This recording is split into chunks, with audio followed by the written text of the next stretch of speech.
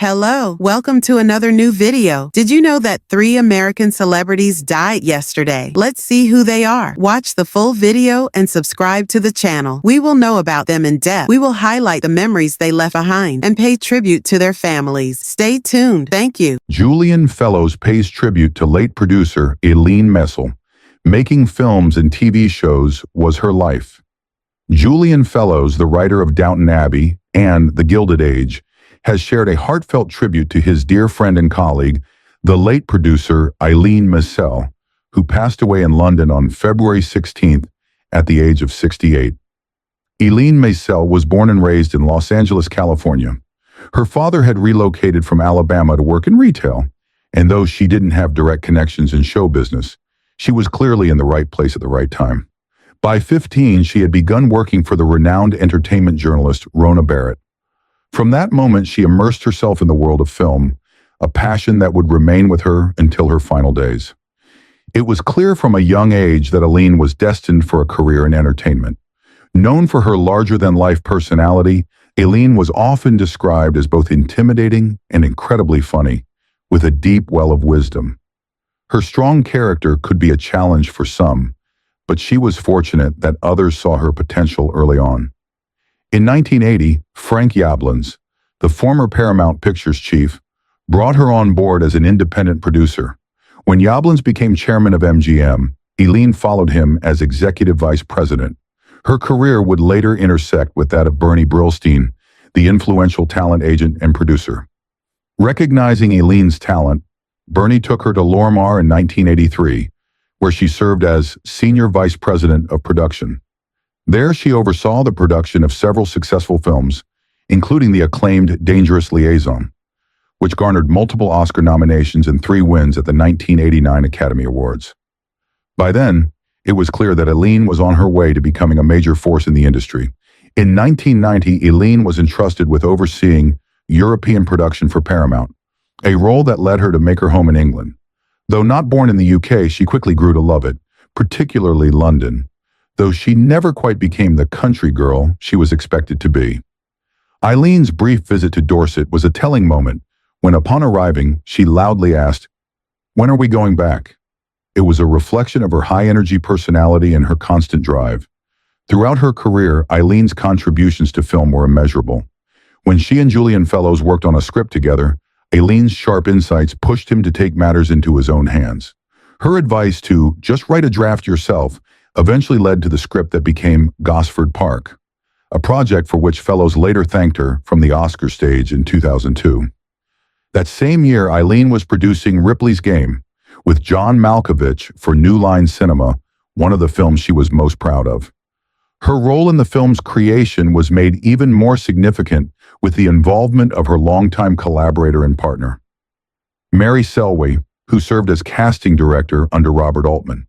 The film marked one of the highlights of Eileen's career. Eileen was always in control of her own life, from her daily breakfasts at her beloved Claridge's Hotel, accompanied by an array of vitamins, to her evening routines. Her distinctive approach to life and work made a lasting impression on those around her. In 2012, Fellowes had the opportunity to witness her unique ability to blend her social gatherings, filled with witty and intelligent conversation, with her unwavering attention to detail on every film set she oversaw.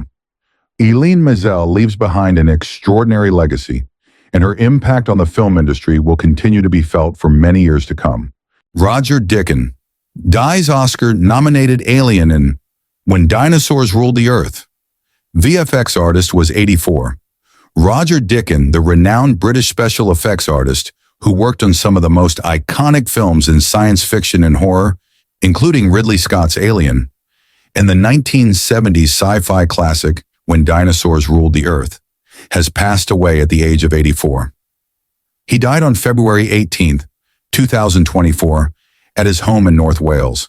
Deakins' career in the special effects industry began in the mid-1960s, when he was hired as a freelancer to work on a groundbreaking science fiction film directed by Stanley Kubrick. The film, which would become 2001, A Space Odyssey, was a monumental project in the history of cinema, and Deakins' contribution was to create miniature moon terrains for the film. His work on this project, however, remained uncredited, despite its significance in the film's visual effects legacy. After his work on Kubrick's iconic film, Dickens' career took him in various directions, including collaborations on a number of genre films throughout the 1970s. One of his early roles involved working on the film Witchfinder General, directed by Michael Reeves. He then moved on to work on the sci-fi thriller When Dinosaurs Ruled the Earth, directed by Val Guest. The film, which featured prehistoric creatures and fantastical settings, was a defining moment in Dickens' career. His skillful work alongside fellow effects artist Jim Danforth earned them both an Academy Award nomination for Best Special Visual Effects. But it was Dickens' contribution to Ridley Scott's Alien, 1979, that would cement his place as one of the most influential special effects artists of his time. Dickens is particularly remembered for his work on the film's chestburster scene, one of the most shocking and memorable moments in cinematic history. The scene in which the alien burst from the chest of actor John Hurt required Dickens to create and operate the extraterrestrial creature in a way that felt both grotesque and terrifying. In a 1992 interview with the indie publication Monster Zone, Dickens recalled the process behind the now infamous scene.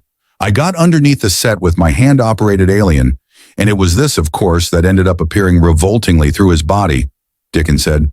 "It paused momentarily to twitch and breathe before zipping off the table." He went on to explain the technique. "The monster's exit was accomplished by pulling me along under the table, lying on a trolley, with my arm holding the puppet, working it through a slot as it knocked off strategically placed utensils in the process of disappearing." Dickens' work on Alien was revolutionary in its ability to merge practical effects with the film's tense atmosphere, helping to create a sense of realism and dread that still resonates with audiences today. The chestburster scene in particular has become an iconic moment in film history and is often cited as one of the most terrifying and groundbreaking sequences in the science fiction genre. Throughout his career, Dickens contributed to a wide array of films, showcasing his versatility and talent in creating creatures and effects that would go on to become part of the fabric of genre cinema. Some of his other notable credits include The Hunger in 1983, White God, 1982, Warlords of the Deep, 1978, The Land That Time Forgot, 1974, and Scars of Dracula, 1970. These films, each with their own distinct visual style, benefited from Dickens' unique skill set and his ability to bring otherworldly creatures and fantastic elements to life. The Hunger, 1983, a stylish vampire film directed by Tony Scott, saw Dickens' contributions to the visual effects that enhanced the film's eerie atmosphere. In White God, a 1982 fantasy adventure film, Dickens' work helped bring the narrative's mythical creatures to life. Similarly, his work on Warlords of the Deep and The Land That Time Forgot showcased his talent in the realm of fantasy and adventure films, where he used his practical effects skills to create fantastical beasts and environments. Dickens' long and varied career spanned multiple decades and saw him work on some of the most innovative and influential films in the science fiction, fantasy, and horror genres. His contributions helped to shape the visual language of these films, making him a crucial figure in the evolution of special effects. While many of the films he worked on have become cult classics, his work behind the scenes was often unsung, with much of the recognition for the effects going to the directors, producers, or lead actors. Despite this, Dickens' impact on the films he worked on was profound, and his work has since been recognized as groundbreaking and essential to the genre. Beyond his work on individual films, Dickens' legacy also lies in the influence he had on the industry as a whole. His ability to create effects that felt tangible, grounded in reality. Alexei Navalny dead, Russian opposition leader and subject of Oscar-winning documentary, was 47. Reports Alexei Navalny, the prominent leader of Russia's opposition to President Vladimir Putin and the subject of an Oscar-winning documentary, has died, according to reports from the Russian prison service. He was 47. The BBC cited the Russian prison service as stating that Navalny felt unwell following a walk on Friday and almost immediately lost consciousness.